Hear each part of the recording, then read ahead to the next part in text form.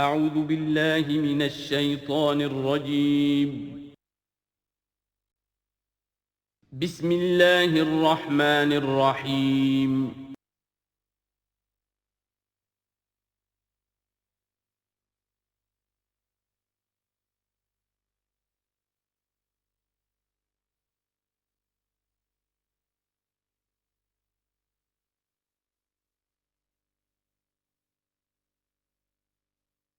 بعد فاعوذ باللہ من الشیطان الرجیم بسم اللہ الرحمن الرحیم ان تجتنبوا کبائر ما تنہون عنہ نکفر عنکم سیئاتکم وندخلکم مدخلا کریما ولا تتمنوا ما فضل اللہ به بعضکم علی بعض للرجال نصیب مما اکتسبوا وللنساء نصیب مما اکتسبن واسألوا اللہ من فضلہ ان اللہ کان بکل شیء علیما صدق اللہ العظیم۔ اب انسانی تمدن کے دو بہت اہم مسائل ہیں اور بڑے گہرے فلسفیانہ اہمیت کے حامل۔ پہلا مسئلہ ہے گناہوں کے بارے میں کہ ان میں ایک تقسیم ہے کبائر اور صغائر کی۔ بڑے بڑے گناہ، سب سے بڑا گناہ شرک ہے، کفر ہے، پھر یہ کہ جو فرائض ہیں ان کا ترک کرنا کبائر میں شامل ہوگا، جو حرام چیزیں ہیں ان کا ارتکاب کبائر میں شامل ہوگا۔ ایک ہے چھوٹی چھوٹی کوتاہیاں جو ہو جاتی ہیں، آداب میں ہو جاتی ہیں، یا اور جو بھی باریک احکام ہیں ان میں کہیں کوتاہی ہو گئی ہے، یا بغیر کسی ارادے کے کہیں کسی کی بات ایسی کہہ بیٹھے ہیں کہ جو غیبت کے حکم میں آ گئی ہے، ارادہ نہیں تھا لیکن بات نکل گئی ہے، وغیرہ وغیرہ۔ اس میں جو ایک ہیلدی ایٹیچیوڈ ہے وہ یہ ہے کہ کبائر کا پورے اہتمام کے ساتھ بندوبست کیا جائے کہ اس سے انسان بالکل پاک ہو جائے۔ فرائض کی پوری ادائیگی، محرمات سے اجتناب مطلق۔ اور یہ چھوٹی چیزیں جو ہیں ان کے بارے میں نہ تو زیادہ ایک دوسرے پر نکیر کی جائے، نہ ایک دوسرے پر گرفت کی جائے، نہ کچھ اس پر بہت زیادہ جو ہے اپنے دل کے اندر بھی دل گرفتگی کی جائے، بلکہ ان کے بارے میں توقع رکھی جائے کہ اللہ تعالیٰ معاف فرما دے گا۔ استغفار کرے بھی آدمی، اور یہی صغائر ہیں جو نیکیوں کے ذریعے سے خود بخود بھی ختم ہوتے رہتے ہیں۔ یہ جو آتا ہے کہ جو شخص وضو کرتا ہے صحیح طریقے پر بیٹھ کر اطمینان سے، تو جب وہ ہاتھ دھوتا ہے تو ہاتھوں کے گناہ جھڑ جاتے ہیں، آنکھوں میں پانی ڈالتا ہے آنکھوں کا گناہ جھڑ جاتا ہے، وغیرہ وغیرہ۔ تو یہ وہ صغائر ہیں۔ ان الحسنات یذہبن السیئات، یہ نیکیاں جو ہیں ان بدیوں کو دور کر دیتی ہیں۔ کبائر معاف نہیں ہوتے اس سے۔ نیکیوں سے جن گناہوں کی معافی کا از خود اعلان ہے قرآن میں، وہ کبائر نہیں صغائر ہیں۔ کبائر توبہ کے بغیر وہ نہیں بخشے جا سکتے، توبہ کرنی ہوگی۔ اور جو اکبر الکبائر ہے شرک، اس کے بارے میں تو 2 مرتبہ اس صورت میں آئے گا، ان اللہ لا یغفر ان یشرک بہ ویغفر ما دون ذلک لمن یشاء، وہ ہم پڑھیں گے بعد میں۔ لیکن ایک پرورٹڈ قسم کی مذہبی شخصیت ہوتی ہے، مذہبی مزاج، پرورٹڈ، مست شدہ۔ جو کبائر ہیں وہ تو ہو رہے ہیں، سود خوری ہو رہی ہے، جو کچھ ہو رہا ہے، حرام خوری ہو رہی ہے، چھوٹی چھوٹی باتوں پر نکیر ہو رہی ہے، یہ پائنچا تمہارا نیچے کیوں چلا گیا ہے، اس کے اوپر ساری گرفت ہو رہی ہے، یہ کیا ہو گیا ہے، تمہاری داڑھی جو ہے شرعی نہیں ہے، اس کے اوپر گرفت ہو رہی ہے۔ یہ چیزیں جو ہیں دس از پرورشن، یہ مذہب کو مست کر دینے والی بات ہے۔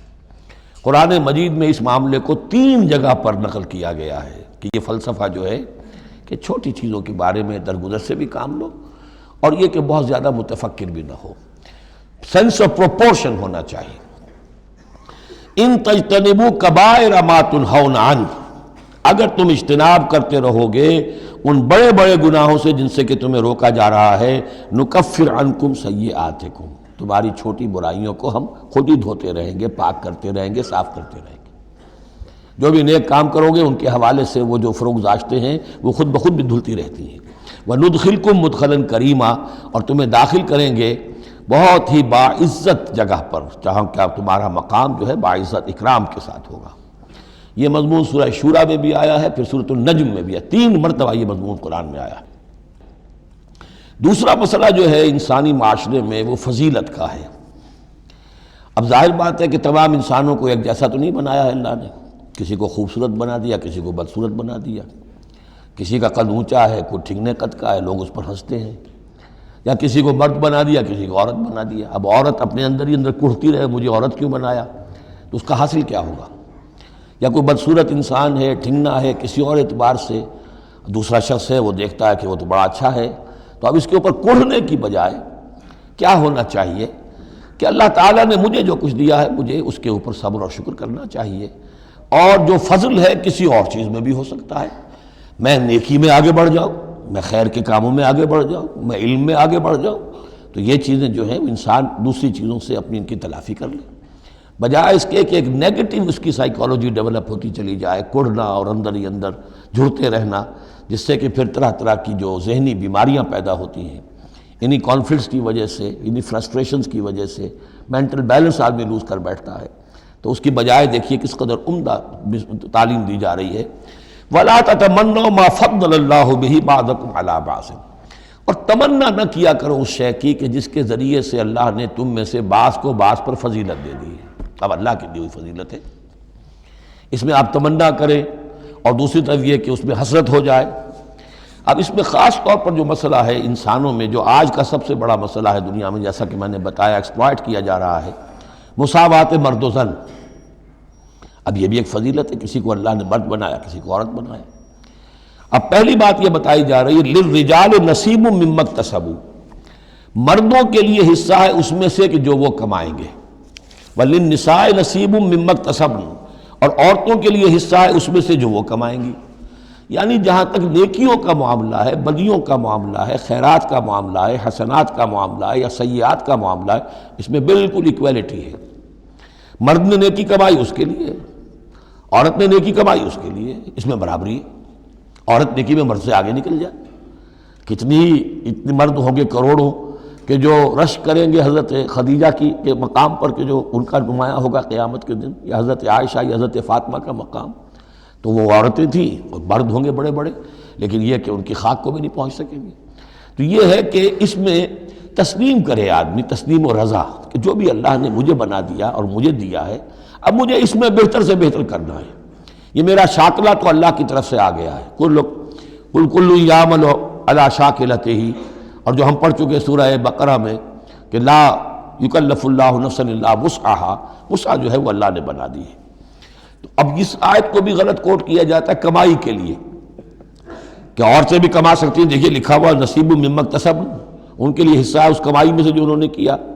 اچھا، کمائی سے مراد یہ سمجھ لیجئے قرآن مجید میں صرف ایک جگہ ایسی ہے سورہ بقرہ میں جو ہم پڑھ چکے ہیں جہاں کسب کا لفظ آیا ہے معاشی جد و جہد اور معاشی کمائی کے لیے، باقی پورے قرآن میں کسب آتا ہے اعمال کے لیے، کسب حسنات، کسب سیئات، بدیاں کمانا، بھلائیاں کمانا، کسب اس کے لیے۔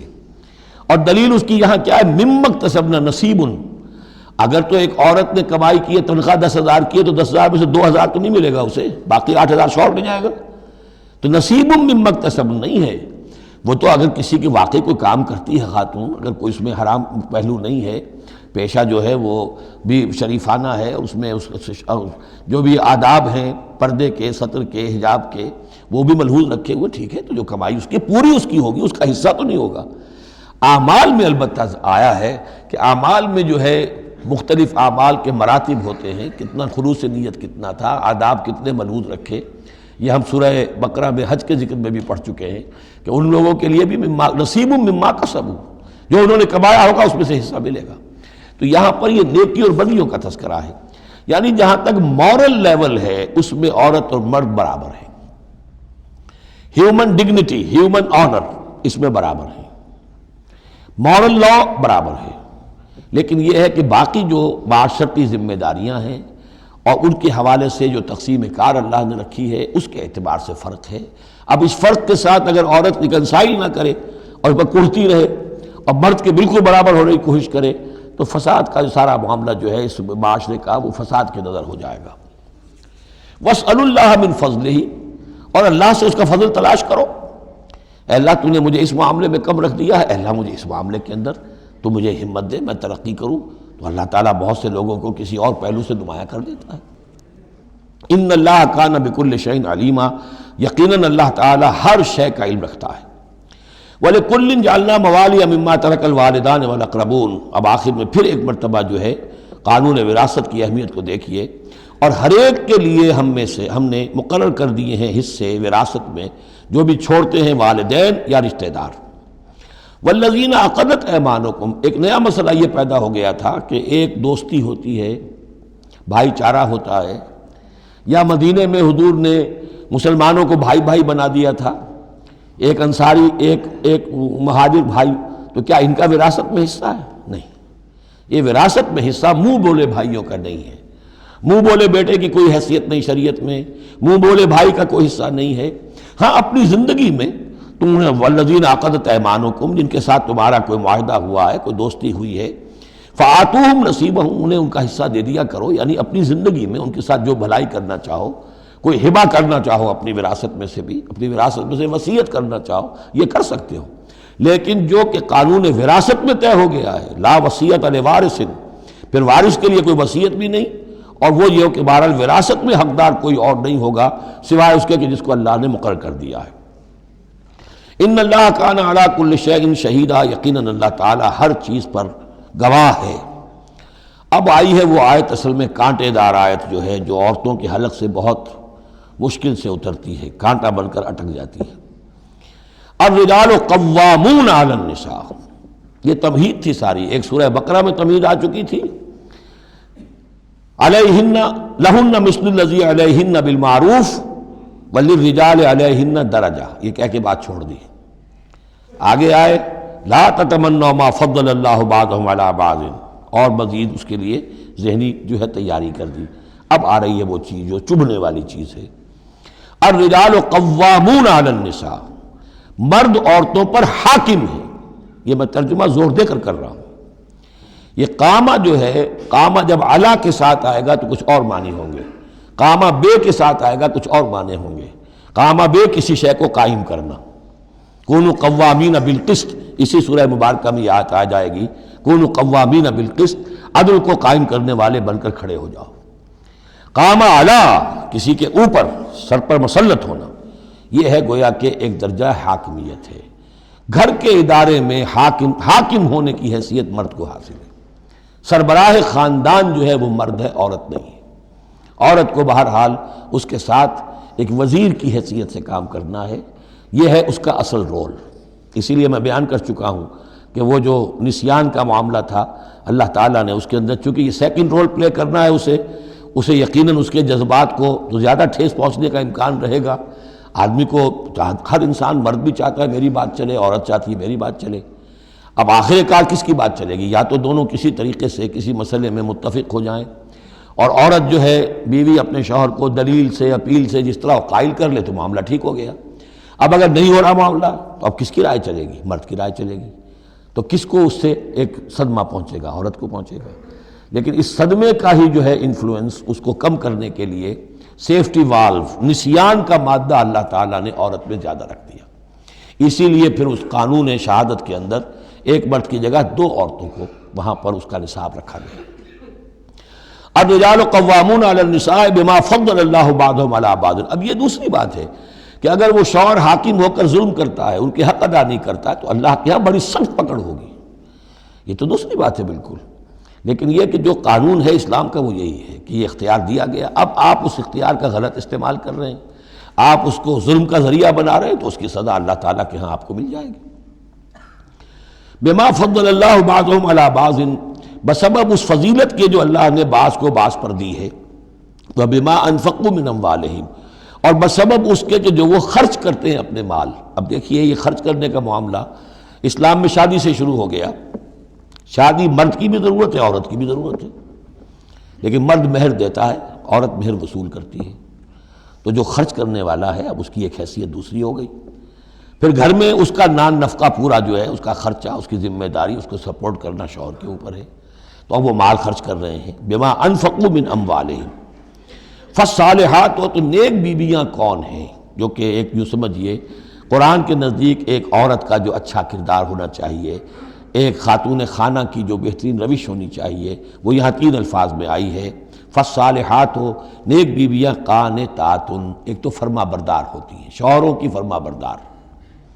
حافظات للغیب، غیب میں حفاظت کرنے والیاں، یعنی ظاہر بات ہے کہ مال ہے کسی کا تو گھر میں ہے، وہ تو کام پہ چلا گیا ہے، اب وہ کس کی حفاظت میں ہے؟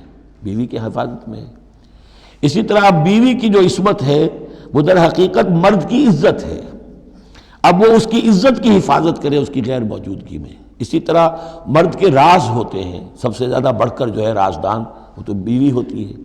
تو تین اعتبارات سے حافظات للغیب، حافظات للغیب، غیب میں حفاظت کرنے والیاں شوہر کے مال کی، شوہر کے رازوں کی اور شوہر کی عزت کی۔ بما حفظ اللہ، اللہ کی حفاظت سے، حفاظت ہے تو اللہ کی، لیکن جیسے رازق اللہ ہے لیکن کام تو انسان کو کرنا پڑتا ہے، رزق کمانا پڑتا ہے۔ واللاتی تخافون نشوزہن، اور وہ خواتین کے جن کے بارے میں تمہیں اندیشہ ہو جائے ان کے اندر سرکشی کا، ضد ہے، ہٹ دھرمی ہے، بات نہیں مان رہی ہیں، اپنی بات منوانی ہے، کسی نہ کسی طریقے سے گھر کی فضا خراب کی ہوئی ہے، یہ ہے نشوز۔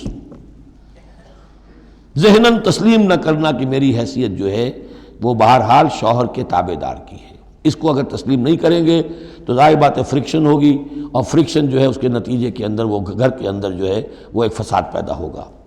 واللاتی تخافون نشوزہن فعظوہن، تو ان کو پہلے تو نصیحت کرو، واہجروہن فی المضاجع، دوسرے تنبیہ کے طور پر ان سے تعلق اپنے بستر علیحدہ کر لو اور ان کے ساتھ وہ تعلق ذل و شو جو ہے کچھ عرصے کے لیے بند کر دو۔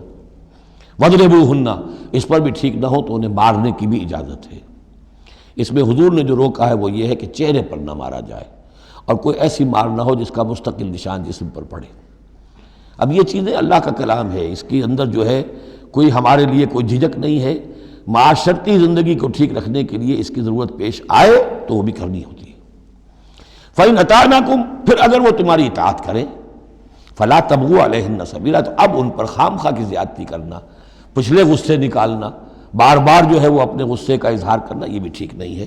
ان اللہ کان علیٰ کبیرا، یقیناً اللہ تعالیٰ بہت بلند ہے، بہت بڑا ہے۔ وَإِنْ خِفْتُمْ شِقَاقَ بَيْنِهِمَا، اور اگر تمہیں یہ اندیشہ ہو گیا ہو کہ ان میں تو اب زدم زدہ ہو گئی ہے اور یہ اب ساتھ اب چلنا ان کا مشکل ہے، شوہر میں بیوی میں مزاجوں کا اختلاف ہے اور اس کی وجہ سے کوئی زدم زدہ، عورت بھی اکڑ گئی ہے، مرد بھی اکڑا ہوا ہے، تو اب ٹھیک ہے کیا کریں ہم؟ تو اس میں ایک کوشش کرنے کا حکم دیا پہلے، فَبَعْثُوا حَكَمًا مِّنْ أَهْلِهِ وَحَكَمًا مِّنْ أَهْلِهَا، تو ایک حکم مقرر کرو ثالث، لڑکے والوں میں سے، شوہر والوں میں سے، شوہر کے خاندان میں سے، اور ایک حکم جو ہے اس عورت یا لڑکی کے خاندان والوں میں سے۔ ان یریدا اصلاحا، اگر وہ دونوں چاہیں گے اصلاح، یوفق اللہ بینہما، اللہ تعالیٰ ان کے مابین موافقت پیدا کر دے گا۔ لیکن ان یریدا میں مراد دونوں ہو سکتے ہیں، یعنی ایک تو یہ کہ اگر واقعتاً شوہر اور بیوی جو ہے چاہتے ہیں کہ موافقت ہو جائے، ہوتا ایسا ہے کسی وقت جو ہے وہ نفسیاتی گرہ ایسی بن جاتی ہے کہ وہ بھی چاہتا ہے کہ معاملہ درست ہو جائے اور وہ بھی چاہتی ہے کہ درست ہو جائے، لیکن اب یہ کہ اب اس میں گرہ ایسی پڑ گئی ہے، مقطع میں آ پڑی ہے سکون دسترانہ بات کہ اب اس میں کسی طریقے سے مسئلہ حل نہیں ہو رہا، تو حکمین آ جائیں گے تو وہ بات کو گرہ کھولیں گے، ادھر سے کچھ سنیں گے، ادھر سے سنیں گے، کچھ اس کی وضاحت ہوگی، ادھر کی وضاحت ہوگی تو ہو جائے گا۔ اور ایک یہ بھی ہو سکتا ہے کہ اس سے مراد حکمین ہو کہ اگر حکمین پوری سی کوشش کریں گے تو اللہ تعالیٰ ان کے مابین موافقت پیدا کر سکتا ہے۔ میرا رجحان پہلی رائے کی طرف زیادہ ہے۔ ان اللہ کان علیما خبیرا، یقیناً اللہ تعالیٰ بہت علیم اور خبیر ہے۔ اب جیسا کہ اس سے پہلے بھی سورہ بقرہ میں بھی جو اہل کتاب کے ساتھ بنی اسرائیل کے ساتھ میثاق لیا گیا تھا تو اس میں جو چیزیں آئی تھیں وہ یوں سمجھیے امہات شریعہ، دین کی بنیادیں کیا تھیں۔ ہم نے معاہدہ لیا تھا اللہ کے ساتھ شرک نہیں کرو گے، والدین کے ساتھ نیک احسان کرو گے، قرابت داروں کے ساتھ وغیرہ وغیرہ۔ اب یہ دوسرا مقام آ رہا ہے کہ شریعت کے اندر کیا چیزوں ہیں جو اہم تر ہیں جن کو سامنے رکھنا چاہیے معاشرتی سطح پر۔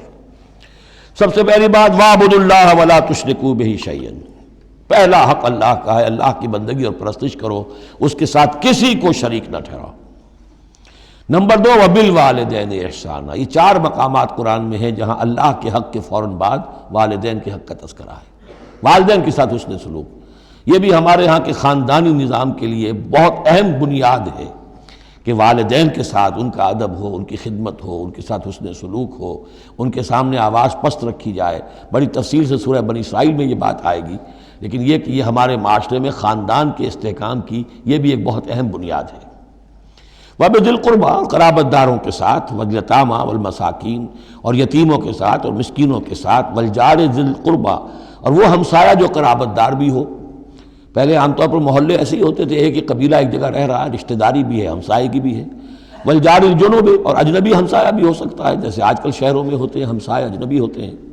وَالصَّاحِبِ بِالْجَنبِ، اور ایک عارضی قسم کی بھی ہمسائیگی ہوتی ہے کہ جو آپ کے برابر بیٹھا ہوا ہے، آپ بس میں بیٹھے ہیں، آپ کے برابر بیٹھا ہوا، یہ بھی آپ کا ہمسایہ ہے، جو کسی بھی اعتبار سے آپ کے ساتھ ہے، آپ کے پاس بیٹھنے والا ہے، اس کے ساتھ بھی نیک سلوک۔ وابن سبیل، اور مسافر کے ساتھ نیک سلوک۔ وما ملکت ایمانکم، اور جو بھی تمہارے لونڈی غلام ہیں، جو تمہاری ملک یمین ہیں، ان کے ساتھ بھی نیک سلوک۔ ان اللہ لا یحب من کان مختالا فخورا، اللہ کو بالکل پسند نہیں ہے وہ لوگ کہ جو مختال ہیں، شیخی خوڑے اور اکڑنے والے، فخر کرنے والے، اکڑ کرنے والے۔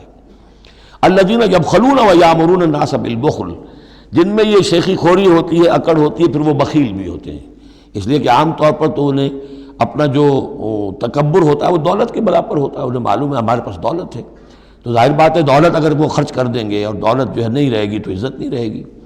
جو کہ بخل کرتے ہیں، وہ یامرون الناس بالبخل، اور لوگوں کو بھی نیکی بخل کا حکم دیتے ہیں، کیونکہ جب لوگ دیکھتے ہیں کہ یہ لوگ ذرا خرچے کے اندر کمی کرتے ہیں تو انہیں اندیشہ ہوتا ہے کہ یہ ہمیں ملامت کریں گے، تم بڑے بخیل ہو، تو اس سے پہلے ہی کیوں نہ کہو بابا یہ اس طرح نہ کیا کرو، تم خام پیسے اڑاتے ہو، کچھ نہ کچھ بچا کے رکھا کرو اور وقت پہ کام آئے گا، تو بجائے اس کے کہ آپ کو کوئی ڈیفنس لینا پڑے پہلے ہی آفنس لیجئے، تو یامرون الناس بالبخل، وہ لوگوں کو بھی بخلی کا مشورہ دیتے ہیں کہ عقل کے ناخن لو۔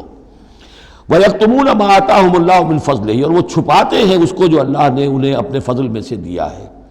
دولت ظاہر ہوگی تو کوئی سائل سوال کر بیٹھے گا، یعنی اچھا مسکین صورت بنائے رکھو کہ ان کے اوپر تو شاید خود 2 وقت کے فاقے ہیں، اب ان سے میں کیا ان کے سامنے ہاتھ دراز کروں۔ وَأَعْتَدْنَا لِلْكَافِرِينَ عَذَابًا مُهِينًا، اور ایسے کافروں کے لیے ہم نے بڑا اہانت آمیز عذاب تیار کر رکھا ہے۔ وَالَّذِينَ يُنْفِقُونَ أَمْوَالَهُمْ رِئَاءَ النَّاسِ، اور اس سے بھی آگے بڑھ کر وہ لوگ ہیں برائی کے اندر، شناعت کے اندر، کہ جو خرچ کرتے ہیں مال لوگوں کو دکھاوے کے لیے۔ وَلَا يُؤْمِنُونَ بِاللَّهِ وَلَا بِالْيَوْمِ الْآخِرِ، اور وہ حقیقت میں ایمان نہیں رکھتے نہ اللہ پر نہ یوم آخر پر۔ وَمَن يَكُنِ الشَّيْطَانُ لَهُ قَرِينًا فَسَاءَ قَرِينًا، تو ایسے لوگ گویا کہ شیطان کے ساتھی ہیں، تو جن کا ساتھی شیطان ہو گیا ہو تو وہ تو بہت ہی برا ساتھی ہے۔ وَمَاذَا عَلَيْهِمْ، کیا ہو جاتا ان پر، کیا قیامت ٹوٹ پڑتی ان پر، لو آمنوا باللہ والیوم الآخر، اگر وہ ایمان ہی لے آتے سچے دل سے، صدق دل سے اللہ پر اور یوم آخر پر، وانفقوا مما رزقہم اللہ، اور خرچ کرتے کھلے دل کے ساتھ اس میں سے جو اللہ نے انہیں دیا ہے، وکان اللہ بہم علیما، اور اللہ تعالیٰ ان سے اچھی طرح واقف ہے۔ ان اللہ لا یظلم مثقال ذرۃ، یقیناً اللہ تعالیٰ کسی پر ذرے کے برابر بھی، ذرے کے ہم وزن بھی ظلم نہیں کرے گا۔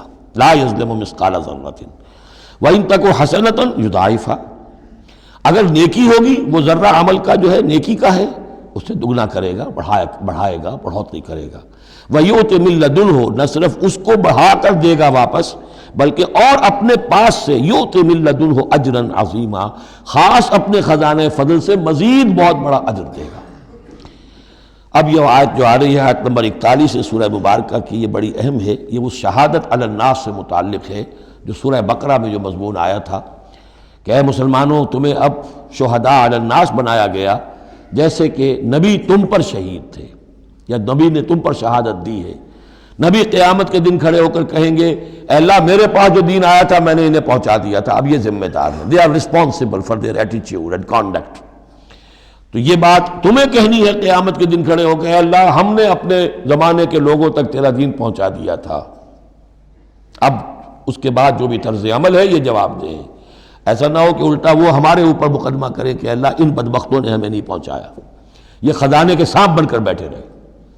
تو یہ تو ایک رخ ہے اس کا، لیکن یہ کہ جس کے ذمے یہ ڈیوٹی لگ گئی ہو، واقعہ یہ ہے کہ اس کے لیے تو ایک بہت بھاری یوں سمجھیے کہ بوجھ ہے اس پر۔ اب اس کا جو ہے نقشہ کھینچا جا رہا ہے، قیامت کے دن کیا ہوگا۔ فَكَيْفَ إِذَا جِئْنَا مِن كُلِّ أُمَّةٍ بِشَهِيدٍ، تو کیا ہوگا اس دن، کیا صورتحال ہوگی جس دن کہ ہم ہر امت میں سے ایک شہید کھڑا کریں گے۔ کون؟ ان کا نبی اور رسول، جس نے ان کو دعوت پہنچا دی۔ وَجِئْنَا بِكَ عَلَىٰ هَٰؤُلَاءِ شَهِيدًا، اور اے نبی آپ کو ہم لائیں گے ان پر گواہ بنا کر، یعنی آپ کو کھڑے ہو کر کہنا ہوگا، جس کو کہ ہمارے تصور میں کہتے ہیں، ہمارے اصطلاح میں پروزیکیوشن وٹنس۔ عدالت خداوندی کا پروزیکیوشن وٹنس کون ہے؟ نمبر 1 پروزیکیوٹر کون ہے؟ نبی۔ اے اللہ تیرا پیغام جو پہنچا تھا میں نے پہنچا دیا تھا، now they are accountable responsible. تو اس کے کیا معنی ہوئے؟ اپنی ہی قوم کے خلاف گواہی آ گئی نا۔ علا کا لفظ یہاں بھی نوٹ کر لیجیے، علی ہؤلاء شہیدا۔ علی ہمیشہ مخالفت کے لیے آتا ہے۔ ہم توقع میں ہیں کہ ہمیں تو شفاعت ملے گی میٹھی میٹھی، یہاں کڑوا معاملہ ہے۔ اے اللہ یہ بدبخت ہے جنہیں میں دین دے کر گیا تھا، ان کا کام تھا دین پھیلانا، انہوں نے خود دین کو چھوڑ دیا۔ تو نبی شفاعت کریں گے یا نبی مقدمہ قائم کریں گے؟ وقال الرسول یا رب ان قوم اتخذوا هذا القرآن مہجورا، اور کہیں گے رسول کہ اللہ میری اس قوم نے قرآن کو ترک کر دیا تھا۔ اس آیت کے بارے میں ایک واقعہ بھی ہے کہ ایک مرتبہ حضور صلی اللہ علیہ وسلم نے حضرت عبداللہ ابن مسعود سے کہا کہ مجھے قرآن سناؤ۔ انہوں نے عرض کیا حضور آپ کو سناؤں؟ آپ پر تو نازل ہوا ہے۔ فرمایا ہاں لیکن مجھے کسی دوسرے سے سن کر کچھ اور حظ حاصل ہوتا ہے، لطف آتا ہے۔ سورہ نساء انہوں نے پڑھنی شروع کی، شروع سے لے کے پڑھتے جا رہے ہیں۔ ظاہر بات ہے کہ حضور بھی سن رہے ہیں، باقی اور صحابہ بھی ہوں گے، اور حضرت عبداللہ ابن مسعود کی گردن نیچی ہے، پڑھ رہے ہیں۔ جب اس آیت پر پہنچے فَكَيْفَ إِذَا جِئْنَا مِن كُلِّ أُمَّةٍ بِشَهِيدٍ وَجِئْنَا بِكَ عَلَىٰ هَٰؤُلَاءِ شَهِيدًا، تو حضور نے فرمایا حسبک حسبک، بس کرو بس کرو۔ اور عبداللہ ابن مسعود نے سر اٹھا کر دیکھا تو حضور کی آنکھوں سے آنسوؤں کی لڑیاں چل رہی تھیں۔ اپنی قوم کے خلاف مجھے گواہی دینی ہوگی۔ وَجِئْنَا بِكَ عَلَىٰ هَٰؤُلَاءِ شَهِيدًا يَوْمَئِذٍ يَوَدُّ الَّذِينَ كَفَرُوا، اس دن یہ چاہیں گے کافر، وَعَصَوُا الرَّسُولَ جنہوں نے کفر کیا تھا اور رسول کی نافرمانی کی تھی، لَوْ تُسَوَّىٰ بِهُمُ الْأَرْضُ، کسی طرح زمین پھٹ جائے، شق ہو جائے، ہم اس میں دفن ہو جائیں اور ہمیں نسیم منسیہ کر دیا جائے۔ وَلَا يَكْتُمُونَ اللَّهَ حَدِيثًا، اللہ سے وہ کوئی بات چھپا نہیں سکیں گے۔ یا ایھا الذین آمنوا لا تقربوا الصلاۃ وانتم سکارى، اہل ایمان نماز کے قریب نہ جاؤ اس حال میں کہ تم نشے کی حالت میں ہو۔ اب یہ وہ سورہ بقرہ میں جو آیا تھا یسألونک عن الخمر والمیسر، اس کا اگلا قدم آ گیا کہ اس کے اندر جو خباثت ہے، شناعت ہے، جو برائی کا پہلو ہے، اس کو ایک مرتبہ اور اجاگر کیا۔ یا ایھا الذین آمنوا لا تقربوا الصلاۃ وانتم سکارى حتی تعلموا، جب تک کہ نشہ اتر نہ جائے اور تمہیں معلوم ہو کہ تم کیا کہہ رہے ہو۔ کچھ واقعات بھی بیان ہوتے ہیں کہ ایسا ہوا کہ نشے میں نماز پڑھائی کسی نے، اس لیے کہ شراب ابھی حرام مطلق تو ہوئی نہیں تھی، تو اس میں قل یا ایھا الکافرون لا اعبد ما تعبدون، اس کی بجائے اعبد ما تعبدون، میں بھی بندگی کرتا ہوں اسی کی جس کی تم کرتے ہو، تو وہ تو کفر ہو گیا۔ تو اس پر خاص طور پر یہ آیت نازل ہوئی، حتی تعلموا ما تقولون، جب تک کہ تم سمجھ نہ رہے ہو شعور کے ساتھ کہ تم کیا کہہ رہے ہو۔ اب اس میں ایک اشارہ ادھر بھی ہو گیا، بے سمجھے نماز پڑھنا بھی ایسا ہی ہوا پھر، یعنی یہ کہ جو روکا جا رہا ہے، ایک تو مدہوشی کی وجہ سے سمجھ میں نہیں آ رہا اور غلط سلط پڑھ رہے ہیں، اور ایک سمجھتے ہی نہیں۔ قرآن کہہ رہا ہے حتی تعلموا ما تقولون، تمہیں معلوم ہونا چاہیے کیا کہہ رہے ہو تم۔ اب جنہیں قرآن مجید کے معنی نہیں آتے، نماز کے معنی نہیں آتے، انہیں کیا پتہ ہے کیا کہہ رہے ہیں۔ وَلَا جُنُبًا إِلَّا عَابِرِي سَبِيلٍ حَتَّىٰ تَغْتَسِلُوا، اسی طریقے اگر تم حالت جنابت میں ہو، اگر اپنی بیویوں سے تم نے وہ تعلق قائم کیا ہو، مباشرت کی ہو، یا یہ کہ اور کسی اور طرح کی اسی وہ احتلام وغیرہ کی شکل ہو گئی ہو، تب بھی تم نماز کے قریب نہ جاؤ حتیٰ تغتسلوا، جب تک کہ غسل نہ کر لو۔ الا عابری سبیل، اس کے بارے میں بہت سے قول ہیں، لیکن ایک رائے یہ جو آگے بات بیان ہو رہی ہے اس میں آ جائے گا کہ ہاں سفر کی حالت میں اس غسل کی پابندی پر جو ہے وہ نرمی کی گئی ہے اور اس میں تیمم کی اجازت دی گئی ہے۔ وَإِن كُنتُم مَرْضَىٰ، اور اگر تم ہو بیمار، أَوْ عَلَىٰ سَفَرٍ، آدمی مریض ہے، نہانے میں اندیشہ ہے، بخار بہت تیز ہے یا کچھ اور ہے معاملہ ہے، أَوْ عَلَىٰ سَفَرٍ، یہ سفر میں ہے، أَوْ جَاءَ أَحَدٌ مِّنكُم مِّنَ الْغَائِطِ، یا یہ کہ تم میں سے کوئی جو ہے قضاء حاجت کے بعد آیا ہے، أَوْ لَامَسْتُمُ النِّسَاءَ، یا تم نے عورتوں کے ساتھ مباشرت کی ہے، فَلَمْ تَجِدُوا مَاءً، اور تم پانی نہ پاؤ، یعنی یہ تمام صورتیں کہ جس میں غسل واجب ہے یا یہ کہ وضو واجب ہے، تو ان دونوں صورتوں میں سے اگر بیماری راستے میں حائل ہے سفر میں ہونے کی وجہ سے پانی نہیں ہے یا کوئی اور وجہ ایسی ہے کہ پانی ہے دستیاب نہیں ہے، فَتَيَمَّمُوا صَعِيدًا طَيِّبًا، تو تیمم کر لیا کرو. لیکن تیمم کا جیسا کہ ہم پہلے پڑھ چکے ہیں، میں نے بتایا تھا کہ قصد کرنا تیمم. فَتَيَمَّمُوا صَعِيدًا طَيِّبًا، پاک مٹی کا اس کا قصد کرو. فَامْسَحُوا بِوُجُوهِكُمْ وَأَيْدِيكُمْ، اور پھر اپنے چہروں کو اور اپنے ہاتھوں کو اس سے مسح کر لو، بل لو. ان اللہ کان عفوا غفورا، یقیناً اللہ تعالی عفو ہے، بہت معاف کرنے والا. اب یہاں تک تو یہ سلسلہ آپ نے دیکھ لیا. 43 آیات ہیں کہ جن میں وہی انداز ہے سورہ بقرہ کے، شریعت کے احکام مختلف گوشوں میں مختلف پہلوؤں سے. عبادات کے ضمن میں تیمم آ گیا، اسی طریقے سے وراثت کا قانون آ گیا، اور جو جنسی انارکی ہے معاشرے میں نہ پیدا ہونے پائے، ڈسپلن ہو، ضبط نفس ہو، ایک ستھرا معاشرہ ہو، اچھا ایک خاندانی نظام ہو، اس کے لیے کیا احکام ہیں وغیرہ وغیرہ. اب یہاں تھوڑا سا خطاب آ رہا ہے بہت مختصر اہل کتاب کے بارے میں. الم تر الی الذین اوتوا نصیبا من الکتاب، کیا تم نے دیکھا نہیں ان لوگوں کی جانب جنہیں حساب کتاب میں سے ایک حصہ دیا گیا تھا. والکتاب ایک حقیقت ہے جس میں سے ایک حصہ آیا تھا جس کا نام تورات تھا، اسی میں سے ایک حصہ اور آیا وہ انجیل ہے، اور پھر وہ کتاب ہر اعتبار سے قابل ہو کر نازل ہوئی قرآن کی شکل میں. یشترون الضلالۃ ویریدون ان تضلوا السبیل، وہ گمراہی خریدتے ہیں اور چاہتے ہیں کہ تم بھی گمراہ ہو جاؤ. یہ جیسے مشرکین مکہ کیا کرتے تھے کہ لوگ قرآن نہ سنیں تو کوئی گانے والی کوئی لے آیا تھا کہیں سے، تاکہ لوگ جو ہیں اس کے گانے سننے کے اندر ہی لگے رہیں اور حضور کی بات سنے کوئی نہ. اسی طریقے سے یہ مدینے کے اندر بھی اس قسم کے معاملات جو ہیں، یہ یہودی جو ہیں اس قسم کے، جو ہمارے ہاں یہ میچز ہو رہے ہیں اور معلوم ہوتا ہے کہ ٹی وی پر گویا کہ دنیا کی اہم ترین شے جو ہے وہ کرکٹ ہے اور ٹینس ہے اور وہ وہاں کی جو اور گیمز ہیں، اور پاگل ہوئی ہے دنیا اس کے اوپر، پاگل. اور شیطان کو چاہیے کیا؟ حقائق کی طرف نگاہ ہی نہ ہو. زندگی کس لیے ہے، جینا کاہے کے لیے ہے، موت ہے تو اس کے بعد کیا ہونا ہے، سوچنے کی ضرورت ہی نہ ہو. یا حیوان کیا کما رہا ہے یا کھا رہا ہے، اور یا پھر یہ اس طرح کے لہو و لعب کے اندر زندگی گزار رہا ہے. اللہ اللہ اور خیر صلی اللہ. تو جو خریدتے ہیں گمراہی، اس کے لیے بڑے بڑے نظام ہیں، بڑے بڑے ان لوگوں کے لیے جو ہیں انعامات ہوتے ہیں. آدمی کے ہوش ٹھکانے آ جاتے ہیں کہ ان پلیئرز کو کیا کیا کچھ ملتا ہے. وَيُرِيدُونَ أَن تَضِلُّوا السَّبِيلَ، وہ یہ چاہتے ہیں کہ تمہیں سیدھے راستے سے، راہ حق سے منحرف کر دیں. وَاللَّهُ أَعْلَمُ بِأَعْدَائِكُمْ، اللہ تمہارے دشمنوں سے خوب واقف ہے. وَكَفَى بِاللَّهِ وَلِيًّا، اور وہ کافی ہے تمہارے ولی اور پشت پناہ ہونے کی حیثیت سے. لیکن ظاہر بات ہے کہ تم اس کا کہنا مانو گے تب نا. وَكَفَى بِاللَّهِ نَصِيرًا، اور مددگار ہونے کے اعتبار سے بھی وہ کافی ہے.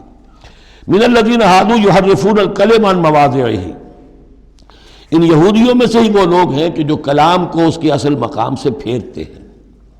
وَيَقُولُونَ سَمِعْنَا وَعَصَيْنَا، یہ ہم پڑھ چکے ہیں، کہتے ہیں ہم نے سنا اور ہم نے نہیں مانا. بظاہر یہ کہ سمعنا وَأَطَعْنَا کہہ رہے ہیں، حقیقت میں سمعنا وَعَصَيْنَا. وَاسْمَعْ غَيْرَ مُسْمَعٍ، اور وہ حضور سے یہ بھی کہتے تھے گستاخ ذرا سنیے، نہ سنا جائے، نہ سنے. یہ چپکے سے کہہ دیا کہ ہمیں کوئی آپ کو سنانا بھی مطلوب نہیں ہے خاص. وَاسْمَعْ غَيْرَ مُسْمَعٍ وَرَاعِنًا لَيًّا بِأَلْسِنَتِهِمْ، اور رائنا کو رائینا کہہ دیا ہے ہمارے چرواہے. بِأَلْسِنَتِهِمْ، اپنی لین اپنی زبانوں کو موڑ کر. وَطَعْنًا فِي الدِّينِ، اور دین میں طعن کرنے کے لیے، عیب لگانے کے لیے. وَلَوْ أَنَّهُمْ قَالُوا، اگر وہ یہ کہتے سمعنا وَأَطَعْنَا، ہم نے سنا اور مانا. وَاسْمَعْ وَانظُرْنَا، اور آپ ہماری بھی بات ذرا سن لیجئے اور ذرا ہمیں مہلت دیجئے. لَكَانَ خَيْرًا لَهُمْ وَأَقْوَمَ، یہ ان کے لیے کہیں بہتر ہوتا، بہت درست اور سیدھی بات ہوتی. وَلَكِنْ لَعَنَهُمُ اللَّهُ بِكُفْرِهِمْ، لیکن اللہ نے تو ان کے کفر کی وجہ سے ان پر لعنت کر دی ہے. فَلَا يُؤْمِنُونَ إِلَّا قَلِيلًا، تو اب وہ ایمان لانے والے نہیں ہیں مگر شاذ کوئی. یا ایھا الذین اوتوا الکتاب آمنوا بما نزلنا مصدقا لما معکم، اب یہاں پر اس لعنت و ملامت کے ساتھ ہی وہ دعوت بھی ہے. یہاں پہ جو چیزیں ملی ہوئی ہیں جیسے کہ ہم نے دیکھا سورہ بقرہ اور آل عمران میں وہ علیحدہ علیحدہ مقامات تھے. اے وہ لوگوں جنہیں کتاب دی گئی تھی، اوتوا الکتاب آمنوا بما نزلنا، ایمان لاؤ اس پر کہ جو ہم نے نازل کیا ہے. مصدقا لما معکم، اس جو کہ تصدیق کرتے ہوئے آیا ہے اس کی جو تمہارے پاس ہے. من قبل ان نطمس وجوہا، اس سے پہلے کہ ہم چہروں کو مٹا دیں۔ اس کا مطلب کیا ہے کہ چہروں پر جو نشان ہیں کوئی ایک ہاتھ پھرے کہ کوئی نشان باقی نہ، اسپاٹ ہو جائے۔ فنردھا علی ادبارہا، پھر ان کو ان کی پیٹھوں کی طرف موڑ دیں، چہرہ پیچھے اور گدی سامنے۔ جیسے کہ اصحاب سبت کے ساتھ ان کو بندر بنا دیا یا انہیں خنزیر کی شکل بنا دی، تو فرمایا او نلعنہم کما لعنا اصحاب السبت، یا ہم ان پر وہ لعنت کر دیں جو اصحاب سبت پر ہم نے کی تھی۔ یہ تفصیل آئے گی سورہ اعراف میں، لیکن واقعہ اجمالاً جو ہے سورہ بقرہ میں آ چکا ہے۔ وَكَانَ أَمْرُ اللَّهِ مَفْعُولًا، تو اس سے پہلے پہلے تم ایمان لے آؤ، ورنہ اللہ کا معاملہ جو ہے وہ تو ہو کر رہنا ہے۔ ان اللہ لا یغفر ان یشرک بہ، پہلی مرتبہ بھی آیت یہاں آ گئی۔ یقیناً اللہ اسے ہرگز نہیں بخشے گا کہ اس کے ساتھ شرک کیا جائے۔ وَيَغْفِرُ مَا دُونَ ذَلِكَ لِمَن یشاء، ہاں اس سے کم تر جو کچھ ہوگا جس کے لیے چاہے گا بخش دے گا۔ یہ بھی کھلا لائسنس نہیں ہے کہ آپ سمجھے باقی سب گناہ معاف ہو ہی جائیں گے، لیکن اس کی امید دلائی ہے کہ اللہ تعالیٰ باقی تمام گناہوں کے بغیر توبہ کے بھی معاف کرنے کا ایک امکان دے رہا ہے، لیکن یہ شرک جو ہے اس کے معاف ہونے کا کوئی امکان نہیں۔ وَمَن يُشْرِكْ بِاللَّهِ فَقَدِ افْتَرَىٰ اِثْمًا عَظِيمًا، اور جو اللہ تعالیٰ کے ساتھ شرک کرتا ہے اس نے تو بہت بڑا طوفان باندھا ہے۔ اللہ تو ایک اللہ ہے، اس کے ساتھ جس کا بھی آپ تذکرہ کرتے ہیں جھوٹ ہے، افتراء ہے، بہتان ہے، اور اس کے سوا کچھ نہیں۔ أَلَمْ تَرَ إِلَى الَّذِينَ يُزَكُّونَ أَنفُسَهُمْ، کیا تم نے دیکھا نہیں ان لوگوں کو جو اپنے آپ کو بہت اعلیٰ سمجھتے ہیں، پاک سمجھتے ہیں۔ یہ وہی جو فلسفہ میں بیان کر چکا ہوں کہ یہ یہودی سمجھتے ہیں کہ we are the chosen people of the lord. سورہ مائدہ میں آ جائے گا نحن ابناء اللہ واحباؤہ، ہم تو اللہ کے بیٹوں کی طرح ہیں، بلکہ اس کے بہت ہی چہیتے ہیں، لاڈلے ہیں۔ اور دوسرے جو ہیں گوئمز اور جینٹائلز، یہ تو دیکھنے میں انسان نظر آتے ہیں، حقیقت میں حیوان ہیں، گندے لوگ ہیں۔ ان کو تو جس طرح کھاؤ، لوٹو، گھسوٹو، ان کو جس طریقے سے دھوکہ دو، ان کو بائی ہوک بائی کروک جو بھی ان سے استحصال ہو، جس طرح بھی کر سکو کرو۔ ان کے بارے میں تو لیس علینا فی الامیین سبیل، ان کے بارے میں ہم پر کوئی گرفت ہے ہی نہیں، ہم سے کوئی محاسبہ ہوگا ہی نہیں۔ جیسے ہرن ہے، پھر رہا ہے، آپ نے شکار کیا، کھا لیا، کون پوچھے گا آپ سے؟ اسی طرح یہ انسان نما حیوان ہے، جو چاہو کرو ان کے ساتھ۔ بل اللہ یزکی من یشاء، یہ تو اللہ تعالیٰ ہی پاک کرتا ہے جس کو چاہتا ہے۔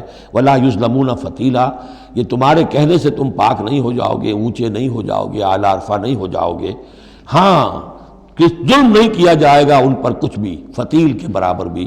دھاگا، فتیل اصل میں کہتے ہیں کہ جو آپ نے دیکھا ہوگا آج کل تو کھجوریں کھاتے ہیں تو کھجور کی گٹھلی کے ساتھ ایک چھوٹا سا دھاگا لگا ہوتا ہے کہ جس سے بقیہ کھجور کے ساتھ اس کا تعلق ہوتا ہے، وہ گٹھلی کی ناف کے ساتھ سمجھ لیجئے، وہ فتیل ہے۔ اب ظاہر بات ہے کہ اس زمانے میں جو چھوٹی سی چھوٹی چیزیں لوگوں کے مشاہدے میں آتی تھیں تو کسی چیز کے چھوٹے ہونے کے لیے مثال وہیں سے دی جا سکتی تھی۔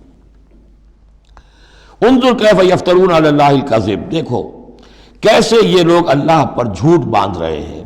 وَكَفَىٰ بِهِ اسما مبینا، اور یہی گناہ کافی ہے، یعنی ان کی گرفت کے لیے اور ان کے عذاب دینے کے لیے یہی ایک بات کافی ہے جو انہوں نے گھڑ لی ہے۔ أَلَمْ تَرَ إِلَى الَّذِينَ أُوتُوا نَصِيبًا مِنَ الْكِتَابِ، کیا تم نے دیکھا نہیں ان لوگوں کو جنہیں کتاب میں سے ایک حصہ دیا گیا تھا؟ یؤمنون بالجبت والطاغوت ویقولون للذین کفروا ہؤلاء اہدی من الذین آمنوا سبیلا، وہ ایمان لاتے ہیں بتوں پر اور شیطان پر، طاغوت پر، اور کہتے ہیں ان لوگوں کے سے کہ جنہوں نے کفر کیا، یعنی مشرکین، ہؤلاء اہدی من الذین آمنوا، ان اہل ایمان سے تو یہ زیادہ ہدایت پر ہیں، اہدی سبیلا، یہ لوگ زیادہ راستے پر برحق ہیں۔ یہ ہوتا ہے زدب زدہ میں۔ اب ظاہر بات ہے انہیں معلوم تھا کہ محمد اور ان کے ساتھی صلی اللہ علیہ وسلم ورضی اللہ عنہم وہ کن کن چیزوں میں ان سے مشابہ تھے۔ توحید ہے، ایمان بالآخرہ ہے، موسیٰ کے ماننے والے ہیں، تورات کے ماننے والے، لیکن جب زدم زدہ آتی ہے تو کہتے ہیں یہ مشرک بھی بہتر ہے ان مسلمانوں سے، تو ان کا دین بہتر ہے، یہ تو گویا کہ بالکل ہی کسی حیثیت ان کی ہے ہی نہیں۔ اور اس میں ظاہر بات ہے کچھ کہہ بیٹھتے ہوں گے ہاں جی آخر آپ کے بتوں میں بھی کچھ نہ کچھ تو ہے نا، لیکن یہ کہ یہ مسلمانوں کے پاس تو کچھ بھی نہیں، یہ تو سرے سے خالی۔ یؤمنون بالجبت والطاغوت ویقولون للذین کفروا ہؤلاء اہدی من الذین آمنوا سبیلا اولئک الذین لعنہم اللہ، یہ وہ لوگ ہیں جن پر اللہ نے لعنت فرما دی ہے۔ وَمَن يَلْعَنِ اللَّهُ فَلَن تَجِدَ لَهُ نَصِيرًا، اور جس کو اللہ ہی نے لعنت کر دی ہو اب تم اس کے لیے کوئی مددگار نہیں پاؤ گے۔ ام لہم نصیب من الملک، کیا ان کا کوئی حصہ ہے اختیار میں، بادشاہت میں؟ یعنی جو تقسیم کر لی ہے کہ یہ سب کچھ ہمارے لیے ہے، باقی انسان جو ہیں وہ گوئمز ہیں، جنٹائلز ہیں، یہ کس اختیار سے کیا؟ ان کے پاس اختیار ہے کہ انسانوں میں یہ تقسیم اور تفریق۔ ام لہم نصیب من الملک، بادشاہی جو ہے، مالک الملک اللہ ہے، کیا انہوں نے کوئی اختیار ان کو اس سے ملا ہوا ہے ان کے پاس؟ فَإِذَا لَا يُؤْتُونَ النَّاسَ نَقِيرًا، اگر ایسا کہیں ہوتا تو یہ کسی ایک انسان کو تل کے برابر بھی کوئی شے دینے کو تیار نہ ہوتے اگر ان کا اختیار ہوتا۔ ام یحسدون الناس علی ما آتاہم اللہ من فضلہ، کیا یہ حسد کر رہے ہیں لوگوں سے اس پر کہ جو اللہ تعالیٰ نے انہیں اپنے فضل میں سے عطا کر دیا ہے؟ قرآن عطا کر دیا امیین میں، آخری نبی بھیج دیا امیین میں جنہیں حقیر سمجھتے تھے، اب اس پر حسد ہے، اس کی آگ میں جل رہے ہیں۔ ام یحسدون الناس علی ما آتاہم اللہ من فضلہ فقد آتینا آل ابراہیم الکتاب والحکمت وآتیناہم ملکا عظیما، تو ہم نے آل ابراہیم کی نسل کو عطا فرمائی کتاب بھی، حکمت بھی، اور انہیں بہت بڑی حکومتیں بھی دی۔ یعنی تمہیں بھی اگر ملی تھی تو ابراہیم کی نسل ہونے کے ناطے سے ملی تھی، کتاب ملی، تورات ملی، انجیل ملی، تو یہ جو دوسری نسل ہے یہ بھی تو اسی ابراہیم کی نسل ہے۔ آتینا آل ابراہیم الکتاب والحکمت، ہاں بنی اسرائیل کو کتاب علیحدہ ملی، حکمت علیحدہ ملی، تورات علیحدہ تھی، انجیل علیحدہ تھی، اور یہاں کتاب اور حکمت ایک ہی جگہ پر قرآن میں اللہ نے جمع کر دی ہے بتمام و کمال، اور ایک ہی جگہ پر جمع۔ وَآتَيْنَاهُ مُلْكًا عَظِيمًا، تو جیسے ان کو ملک عظیم دیا تھا اب ہم ان مسلمانوں کو اس سے بڑا ملک دیں گے۔ یہ سورہ نور میں مضمون آئے گا، لَيَسْتَخْلِفَنَّهُمْ فِي الْأَرْضِ كَمَا اسْتَخْلَفَ الَّذِينَ مِن قَبْلِهِمْ، ہم لازماً ان اہل ایمان کو دنیا میں وہ حکومت اور خلافت عطا کریں گے جیسے پہلوں کو عطا کی تھی۔ فَمِنْهُمْ مَنْ آمَنَ بِهِ وَمِنْهُمْ مَنْ صَدَّ عَنْهُ، تو ان میں سے کوئی وہ بھی ہیں جو ایمان لے آئے ہیں یا لے آئیں گے، جن کے دلوں میں کچھ رمق ہے، اور ان میں وہ بھی ہیں جو رک گئے ہیں، کھڑے رہ گئے ہیں، ہٹ گئے ہیں۔ وَكَفَىٰ بِجَهَنَّمَ سَعِيرًا، اور ایسے لوگوں کے لیے ان کو پھونکنے کے لیے بڑکتی ہوئی آگ کافی ہے۔ ان الذین کفروا بآیاتنا سوف نصلیہم نارا، یقیناً وہ لوگ جو ہماری آیات کا کفر کریں گے ایک وقت آئے گا کہ ہم نصلیہم نارا، انہیں آگ میں جھونک دیں گے۔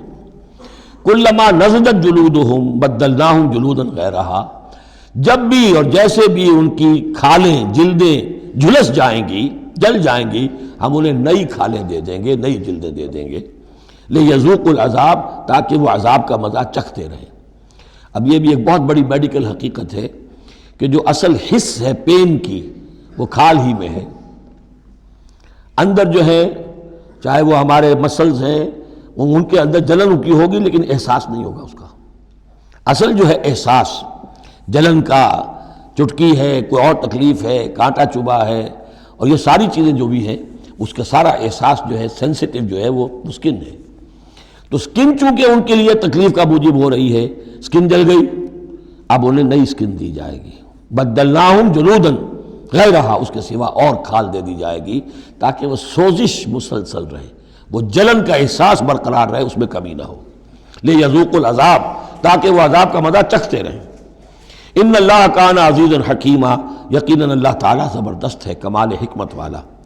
والذین آمنوا وعملوا الصالحات، وہی سائملٹینیس کنٹراسٹ، جب جہنمیوں کا تذکرہ ہوا ہے تو اہل جنت کا تذکرہ بھی ہے، اور وہ لوگ جو ایمان لائے اور جنہوں نے نیک عمل کیے، سندخلہم جنات تجری من تحتہا الانہار، ان قریب انہیں ہم داخل کریں گے ان باغات میں جن کے دامن میں ندیاں بہتی ہوں گی، خالدین فیہا ابدا، اور وہ رہیں گے ان میں ہمیشہ ہمیش، لہم فیہا ازواج مطہرۃ، ان کے لیے اس میں ہوں گی بڑی پاک باز بیویاں، وندخلہم، اور ہم انہیں داخل کریں گے ظلا ظلیلا، ایسی ٹھنڈی چھاؤں، گہری چھاؤں کے اندر ہم انہیں داخل کریں گے۔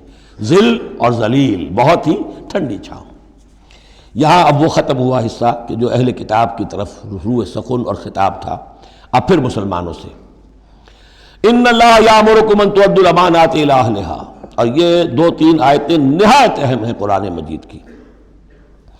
سارا اسلام کا سیاسی، قانونی، دستوری نظام اس میں ہے۔ ان اللہ یامرکم ان تؤدوا الامانات الی اہلہا، پہلی بات تو یہ اللہ تمہیں حکم دیتا ہے کہ امانات سپرد کرو اس کے اہل لوگوں کو. فَإِذَا حَكَمْتُمْ بَيْنَ النَّاسِ أَن تَحْكُمُوا بِالْعَدْلِ، اور جب لوگوں کے درمیان فیصلہ کرو تو عدل سے فیصلہ کرو. پہلی بات یہ ہے کہ جو بھی آپ سیاسی نظام بناتے ہیں، انتظام کرتے ہیں، اس میں منصب ہوتے ہیں، منصبوں کی پھر ذمہ داریاں ہوتی ہیں تو اختیارات بھی ہوتی ہیں. اس کو دیکھ کر دینا چاہیے کہ کون اہل ہے. یہ کہ برادری کی وجہ سے، رشتہ داری کی وجہ سے، کسی کی دولت کی وجہ سے، کسی کے دھونس کی وجہ سے اگر آپ نے کیا تو خیانت کی ہے. پھر یہ امانت ہے. اس امانت کا استعمال صحیح ہونا چاہیے. عام معنی میں بھی امانت، جو بھی امانت کسی نے رکھوائی ہے اسے واپس لوٹانی ہے. لیکن یہاں یہ وہ معاشرتی زندگی اور جو بھی ایک اجتماعی زندگی کے جو اہم اصولوں کی حیثیت سے بات آ رہی ہے کہ ان تؤدوا الامانات الی اہلھا، جو بھی اہل ہیں اس کی استطاعت اور اہلیت رکھنے والے. Number 2 judiciary. وَإِذَا حَكَمْتُمْ بَيْنَ النَّاسِ أَن تَحْكُمُوا بِالْعَدْلِ. پہلی چیز ہے سیاسی نظام. کس کو امیر بناؤ، امیر المومنین بناؤ، کس کے لیے تم ہیڈ آف دی اسٹیٹ بناؤ، کیا کرو.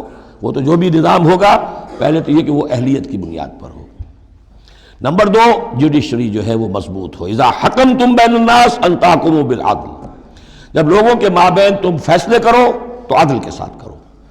ان اللہ نعم ما یعظکم بہ، یقیناً اللہ تعالیٰ یہ بہت ہی اچھی نصیحتیں ہیں جو تمہیں کر رہا ہے. ان اللہ کان سمیعا بصیرا، یقیناً اللہ تعالیٰ سب کچھ سننے والا، دیکھنے والا ہے. اب تیسری ہے لیجسلیچر.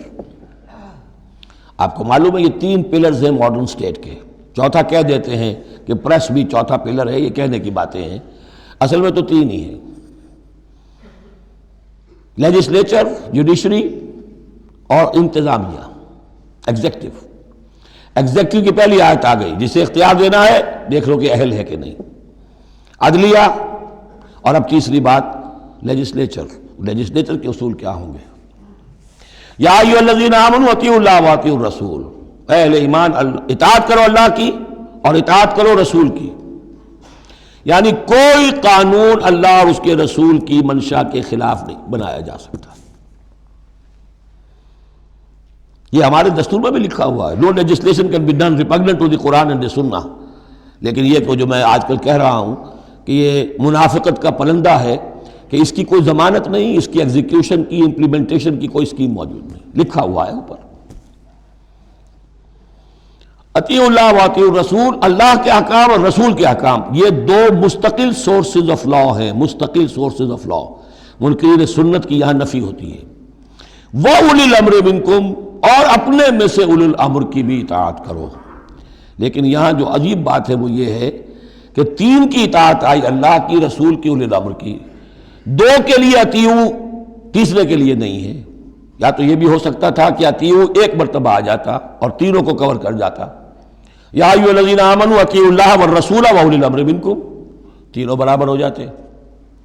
یا اطیعوا تیسری مرتبہ بھی آتا، یا ایھا الذین آمنوا اطیعوا اللہ واطیعوا الرسول واطیعوا اولی الامر منکم. نہیں، 2 کے ساتھ ہے، تیسرے کے ساتھ نہیں. اولو الامر جو ہوں ایک شرط واضح ہو گئی، تم میں سے ہونے چاہیے، مسلمان ہو. غیر مسلم کی حکومت کو ضمن ریکنسائل کرنا اللہ سے بغاوت ہے. ریکنسائل کرنا. اولو الامر منکم، مسلمان تو ہونا کم سے کم. البتہ یہ کہ ان کی اطاعت مستقل نہیں، دائم نہیں، انکنڈیشنل نہیں. اللہ کی اطاعت مطلق، absolute, unconditional, without any limits. رسول کی اطاعت absolute, unconditional, without any limit. لیکن اولو الامر کی اطاعت ہوگی اللہ اور اس کے رسول کی اطاعت کے تابع. جو حکم لائے اسے بتانا ہوگا میں کتاب و سنت سے کیسے اس کا استنباط کر رہا ہوں. وہ اسے ثابت کرنا ہوگا کہ یہ کتاب و سنت کے خلاف نہیں ہے، کم سے کم یہ ثابت کرنا ہوگا. یہ ہے فرق. اسی پر لیجسلیشن ہو سکتی ہے جدید، جتنی بھی مشینری ہے لیجسلیٹو، وہ کانگریس ہو، وہ پارلیمنٹ ہو، مجلس ملی ہو، قانون سازی کرو. ہاں ریپگننٹ ٹو دی قرآن اینڈ سنہ نہیں ہو سکتی، بات ختم ہو. فَإِن تَنَازَعْتُمْ فِي شَيْءٍ، پھر اگر تمہارا کسی معاملے میں جھگڑا ہو جائے. اولو الامر کہتا ہے میں تو اسے اسلام کے تقاضا صحیح سمجھتا ہوں، آپ سمجھتے ہیں نہیں تم غلط کہہ رہے ہو، کہاں جائیں اب. فردوہ الی اللہ والرسول، لوٹا دو اسے اللہ اور رسول کی طرف. یعنی اب یہ کہ جو بھی اپنی بات ثابت کرنا چاہتا ہے اسے اللہ اور اس کے رسول سے دلیل لانی پڑے گی. میری پسند، میرا خیال، میرا نظریہ نہیں، اللہ اور اس کے رسول کے بات. اور اس میں یہ بات ماننی پڑے گی کہ ابھی یہاں ایک خلا ہے. وہ خلا یہ ہے کہ یہ فیصلہ کون کرے گا کہ اس کی رائے صحیح ہے یا اس کی رائے صحیح ہے. یہ ہے اصل میں آج کی ریاست میں آ کر وہ خلا پر ہو چکا ہے. یہ جوڈیشری کا کام ہے. لیکن جب کہ ابھی اسلامی ریاست قائم ہوئی ہے عرب میں حضور کے زمانے میں، ابھی یہ انسٹیٹیوشنز جو ہیں شروع میں پوری طریقے سے آئیڈینٹیفائڈ اور علیحدہ انسٹیٹیوشنز تھے ہی نہیں کہ یہ لیجسلیچر ہے، یہ جوڈیشری ہے، یہ ایگزیکٹو ہے. حضرت ابوبکر کے زمانے میں تو کوئی یعنی قاضی تھے ہی نہیں. حضرت عمر نے پہلے شعبہ قضا شروع کیا ہے. تو رفتہ انسٹیٹیوشن ڈیولپ ہوئے ہیں. لیکن اصول یہ ہے کہ دو کی اطاعت تو ہے قطعی اور لازمی، انکنڈیشنل ایبسولوٹ. تیسری اطاعت اس کے تابع ہوگی. فیصلہ کون کرے گا؟ جدید دور میں اس کا جو انسٹیٹیوشن ہے وہ عدلیہ ہے. وہاں ہر شخص جائے، اپنی دلیل دے، علماء جائیں، عوامی جائیں، جو چاہیں جائیں، سب ہو جو جا کر دلائل دیں، لیکن وہاں سے فیصلہ ہو جائے گا کہ واقعتاً یہ ریپگننٹ ہے یا نہیں. فَإِن تَنَازَعْتُمْ فِي شَيْءٍ فَرُدُّوهُ إِلَى اللَّهِ وَالرَّسُولِ إِن كُنتُمْ تُؤْمِنُونَ بِاللَّهِ وَالْيَوْمِ الْآخِرِ. یہ طرز عمل تمہیں اختیار کرنا چاہیے اگر تم واقعتاً اللہ پر اور یوم آخر پر ایمان رکھتے ہو. ذَلِكَ خَيْرٌ وَأَحْسَنُ تَأْوِيلًا. یقیناً یہ بہت ہی بہتر بھی ہے اور نتائج کے اعتبار سے بھی بہت ہی مفید ہے. أَلَمْ تَرَ إِلَى الَّذِينَ يَزْعُمُونَ أَنَّهُمْ آمَنُوا بِمَا أُنزِلَ إِلَيْكَ وَمَا أُنزِلَ مِن قَبْلِكَ. کیا تم نے غور نہیں کیا ان لوگوں کی طرف جن کا گمان تو یہ ہے اور دعویٰ تو یہ ہے کہ وہ ایمان لے آئے ہیں اس پر بھی کہ جو اے نبی آپ پر نازل کیا گیا، اور اس پر بھی کہ جو آپ سے پہلے نازل کیا گیا، لیکن کرتے کیا ہیں؟ یریدون یتحاکموا الی الطاغوت. وہ چاہتے یہ ہیں کہ اپنے مقدمات کے فیصلے کروائیں طاغوتوں سے، یعنی ان سے جو اللہ اور اس کے رسول کی اطاعت نہیں کرتے. اگلی آیت پہلی جو تھی، جو اللہ اور اس کے رسول کی اطاعت پر کاربند ہو گیا وہ طاغوت سے خارج ہو گیا. جو اللہ اور اس کے رسول کی اطاعت کو قبول نہیں کرتا وہ طاغوت ہے، وہ طغا، وہ اپنے حد سے تجاوز کر گیا. تو گویا کہ غیر مسلم جو اللہ اور اس کے رسول کے احکام کا پابند نہیں وہ طاغوت ہے. یریدون ان یتحاکموا الی الطاغوت وقد امروا ان یکفروا بہ. وہ اپنے مقدمات لے کر جاتے ہیں طاغوت کے پاس حالانکہ انہیں حکم دیا گیا ہے کہ ان کا کفر کریں. یعنی ہوتا یہ تھا کہ مسلمان مدینے میں جو منافقین تھے وہ اپنے مقدمات بجائے اس کے کہ حضور کے پاس لائیں، جب یہ دیکھتے تھے کہ ہمارا پلہ گر رہا ہے، حضور کے پاس جائیں گے ہم تو حق کی بات ہوگی، انصاف کی بات ہوگی، تو چلو یہودیوں کی عدالت سے فیصلہ کروا لیں. ایک یہودی کا اور ایک مسلمان کا جھگڑا ہوا اور اس میں یہ مسئلہ اٹھ کھڑا ہوا. وہ یہودی کہتا تھا چلو محمد کے پاس صلی اللہ علیہ وسلم، اس لیے کہ اسے بھی یقین تھا کہ میں حق پر ہوں. یہ مسلمان جو منافق تھا یہ کہتا تھا نہیں چلو تمہارے پاس کعب ابن اشرف کے پاس چلو، اس سے معاملہ طے کرواؤ. بہرحال اس کے بعد ہوا یہ کہ حضور کے پاس وہ یہودی لے آیا، حضور نے فیصلہ کر دیا اس کے خلاف. اب اس نے کہا اچھا چلو دیکھو آپ بھی عمر سے اور بات کرتے ہیں. حضرت عمر سے آ کے بات کی، امید کی کہ شاید وہ جب میرا لحاظ زیادہ کریں، میں مسلمان ہوں. وہ یہودی نے بتا دیا حضور تو یہ فیصلہ کر چکے میرے حق میں اور یہ پھر یہ یہاں آیا ہے. انہوں نے آؤ دیکھا نہ تاؤ تلوار لی اور گردن اڑا دی کہ جو محمد کے فیصلے پر راضی نہیں اور مجھ سے فیصلہ کروانا چاہتا ہے اس کا فیصلہ یہ ہے. اس پر واویلا مچایا، آئے چیختے چلاتے ہوئے اس کے گھر والے، اس کے اہل و عیال کہ ہم تو بس یہ چاہتے تھے کہ کچھ مصالحت ہو جاتی، آپ نے فیصلہ دے دیا تھا تو کوئی مصالحت ہو جاتی تو اچھا تھا، راضی نامہ ہو جاتا، اس لیے گئے تھے. وہ واقعہ ہے جو بیان ہو رہا ہے. وَيُرِيدُ الشَّيْطَانُ أَن يُضِلَّهُمْ ضَلَالًا بَعِيدًا. شیطان چاہتا ہے کہ انہیں گمراہ کر دے، بہت دور کی گمراہی میں ڈال دے. وَإِذَا قِيلَ لَهُمْ تَعَالَوْا إِلَىٰ مَا أَنزَلَ اللَّهُ وَإِلَى الرَّسُولِ. اور جب ان سے کہا جاتا ہے کہ آؤ اس چیز کی طرف جو اللہ نے نازل فرمائی اور آؤ رسول کے پاس چلو، مقدمہ طے کراؤ. رَأَيْتَ الْمُنَافِقِينَ يَصُدُّونَ عَنْكَ صُدُودًا. تو اے نبی آپ دیکھتے ہیں کہ یہ منافق رکتے ہیں آپ کے پاس آنے سے کنی کتراتے ہیں. صدا یصدو یہ میں عرض کر چکا ہوں، رکنے کے معنی میں بھی ہے، روکنے کے معنی میں بھی ہے. فَكَيْفَ إِذَا أَصَابَتْهُمْ مُصِيبَةٌ بِمَا قَدَّمَتْ أَيْدِيهِمْ. تو پھر کیسے جبکہ ان کے اوپر کوئی مصیبت آ گئی اپنے کرتوت کی وجہ سے. جب چیختے چلایا ہے عمر نے یہ کر دیا، وہ تو مقدمہ قائم کرنا چاہتے تھے عمر کے خلاف. لیکن یہاں یہ ہے کہ فَكَيْفَ إِذَا أَصَابَتْهُم مُّصِيبَةٌ بِمَا قَدَّمَتْ أَيْدِيهِمْ، ان کے اپنے ہاتھوں کے کرتوتوں کی وجہ سے جو مصیبت آ گئی، ثُمَّ جَاءُوكَ، پھر وہ آپ کے پاس آئے، يَحْلِفُونَ بِاللَّهِ، اور اللہ کی قسمیں کھاتے ہوئے آئے، إِنْ أَرَدْنَا إِلَّا إِحْسَانًا وَتَوْفِيقًا، ہم تو احسان بھلائی چاہتے تھے، موافقت چاہتے تھے، راضی نامہ چاہتے تھے، اس لیے عمر کے پاس گئے تھے۔ اولئک الذین یعلم اللہ ما فی قلوبہم، یہ وہ لوگ ہیں کہ جو کچھ ان کے دلوں میں اللہ اسے جانتا ہے۔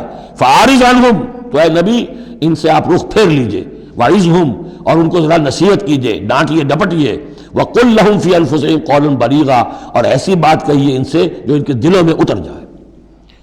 اس آیتوں کے اترنے کے بعد حضرت عمر رضی اللہ تعالیٰ عنہ کو حضور نے پھر بری قرار دیا کہ اللہ کی طرف سے ان کی برات آ گئی ہے، توثیق آ گئی ہے، اور کہتے یہ ہیں کہ اسی دن سے ان کا لقب فاروق بنا ہے، پھر حق و باطل میں فرق کر دینے والا۔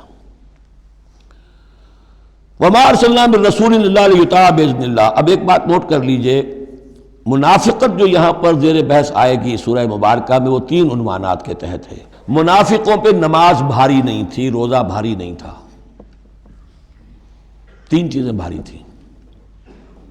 ایک، رسول کی اطاعت، اور یہ بڑی نفسیاتی بات ہے، رسول انسان ہے، ہم جو رسول کی اطاعت کرتے ہیں تو رسول ہمارے لیے ایک انسٹیٹیوشن کی حیثیت رکھتے ہیں صلی اللہ علیہ وسلم۔ 2 ہاتھ 2 پاؤں 2 آنکھوں والا رسول ہمارے پاس موجود نہیں ہے، ان کے سامنے انسان موجود تھا، اس کے بھی 2 ہاتھ ہیں، اس کے بھی 2 پاؤں ہیں، اس کی 2 آنکھیں ہیں۔ انسان کی اطاعت کرے یہ بہت مشکل ہے، جیسا کہ جماعتوں میں ہوتا ہے۔ امیر کی اطاعت سے زیادہ بھاری کام کون سا ہے؟ بڑا مشکل کام، اپنی رائے کو پیچھے ڈالیں تو امیر کی رائے پر چلیں۔ ایک تو ان کے جس کے دل میں یقین تھا کہ یہ محمد صلی اللہ علیہ وسلم، یہ محمد ابن عبداللہ تو ہیں جنہیں ہم دیکھ رہے ہیں، لیکن حقیقتاً میں جو ایمان لایا ہوں وہ محمد الرسول اللہ پر لایا ہوں کہ اللہ کے رسول ہیں، تب تو بات ہو جائے۔ لیکن جن کے دلوں میں یہ یقین نہیں تھا یا کمزور تھا، ان کے لیے حضور کی شخصی اطاعت بڑی بھاری تھی، بڑی کٹھن تھی۔ یہ بعض مواقع پر وہ کہتے تھے کہ یہ جو کچھ کہہ رہے ہیں اپنے پاس سے کہہ رہے ہیں، کیوں نہیں سورت نازل ہو جاتی، کیوں نہیں آیت نازل ہو جاتی؟ اور سورہ محمد اسی انداز میں نازل ہوئی ہے کہ پھر اللہ نے کہا اچھا لو پھر یہ آیت ہم نازل کر دیتے ہیں قتال کی۔ وہ یہ کہتے تھے یہ محمد نے خود اپنی طرف سے اقدام کر دیا ہے۔ دوسری چیز جو کٹھن تھی وہ تو کٹھن ہے قتال، اللہ کی راہ میں جنگ کے لیے نکلنا، خطرہ ہے،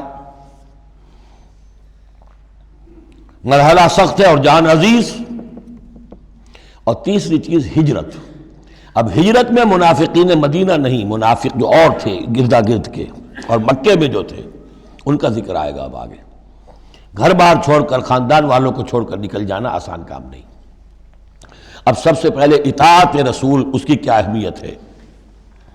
وما ارسلنا من رسول الا لیطاع باذن اللہ، تو ہم نے نہیں بھیجا کسی رسول کو مگر اس لیے کہ اس کی اطاعت کی جائے اللہ کے حکم سے۔ وَلَوْ أَنَّهُمْ ظَلَمُوا أَنفُسَهُمْ، اور اگر انہوں نے جب اپنے اوپر ظلم کیا تھا، انفسہم جاؤ کا، اگر وہ آتے اے نبی آپ کے پاس، فاستغفروا اللہ، اور اللہ سے بھی استغفار کرتے، واستغفر لهم الرسول، اور رسول بھی ان کے لیے استغفار کرتے اللہ سے، فوجدوا اللہ توابا رحیما، تو وہ پاتے کہ اللہ تعالیٰ تو توبہ کا قبول فرمانے والا اور رحیم ہے۔ فلا وربک لا یؤمنون، تو نہیں، تیرے رب کی قسم، یہ ہرگز مومن نہیں ہو سکتے، حتیٰ یحکموک فیما شجر بینہم، جب تک کہ یہ آپ کو حکم نہ مانے ان تمام معاملات میں جو ان کے مابین پیدا ہو جائیں۔ کوئی چوائس نہیں ہے،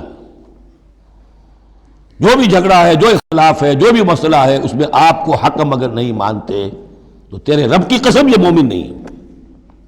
یہ انداز دیکھیے، اس کا جلال دیکھیے، فلا وربک لا یؤمنون حتی یحکموک فیما شجر بینہم ثم لا یجدوا فی انفسہم حرجا مما قضیت، اور پھر یہ کہ جو فیصلہ آپ کر دیں اس پر اپنے دل میں تنگی محسوس نہ کریں۔ اگر قبول بھی کر لیا لیکن کدورت کے ساتھ کیا، دل میں تنگی کے ساتھ کیا، تب بھی مومن نہیں ہے۔ وَيُسَلِّمُوا تَسْلِيمًا، اور سر تسلیم خم کریں جیسے کہ سر تسلیم خم کرنے کا حق ہے۔ بارک اللہ لی و لکم فی القرآن العظیم ونفعنی وإیاکم بالآیات والذکر الحکیم۔